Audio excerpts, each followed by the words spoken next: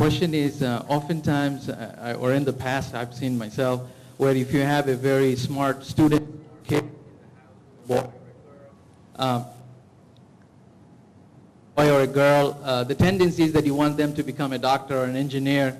I was having a discussion with my elder brother. I was saying, your daughter or my daughter, they're very smart. Why not invest their education in the Islamic curriculum, make them a scholar, and they would come back and say, oh, today's world is very difficult, especially if it's a boy, he has to earn rizq, and getting an Islamic education, so to speak, people think that, no, you're better off becoming a doctor or an engineer.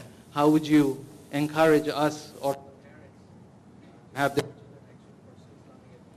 Right. that has been addressed before.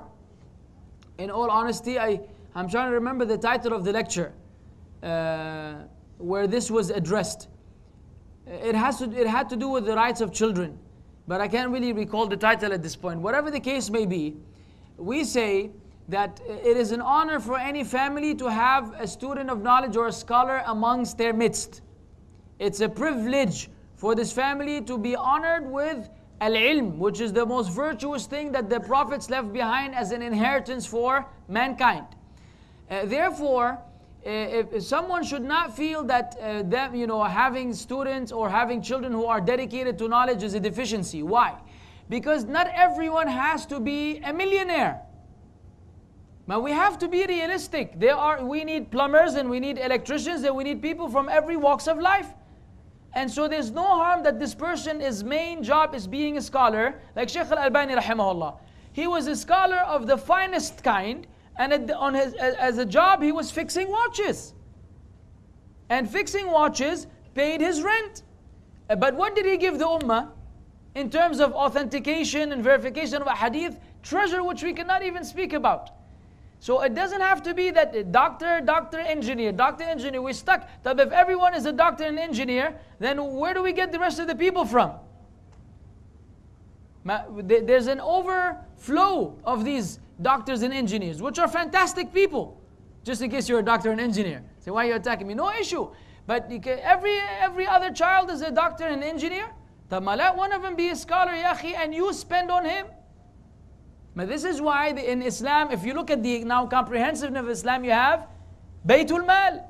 And Baytul Mal for zakah is supposed to look after the scholars, so that they don't have to go asking anyone for anything. They are self-sufficed by the people in charge. And if this is not the case, then we as a community have to do this. What's wrong with that? If this person is teaching you and your children the deen, what's wrong with you looking after them? Don't work, ya akhi. We can collect a few, dirhams from here and there, and we will take care of you from A to Z. And I'm not hinting at anything here. So don't even go there and let the shayateen play games with you. I'm just saying, do this to someone. If you see their intelligence, say, we will invest into this person for this community. And we will make him live better than the average person, so that he doesn't feel that he is inferior in any way, shape, or form. But when Muslims don't think this way, and we're all stingy and miserly and all about ourselves, then obviously we don't care. Say, as long as he's okay and he's making money, I don't care who learns and who doesn't learn. Whether the ummah progresses or it stays behind, it's all the same to me. It's a sign of carelessness about the ummah. So if we care about the ummah, that will not even be an issue, inshallah.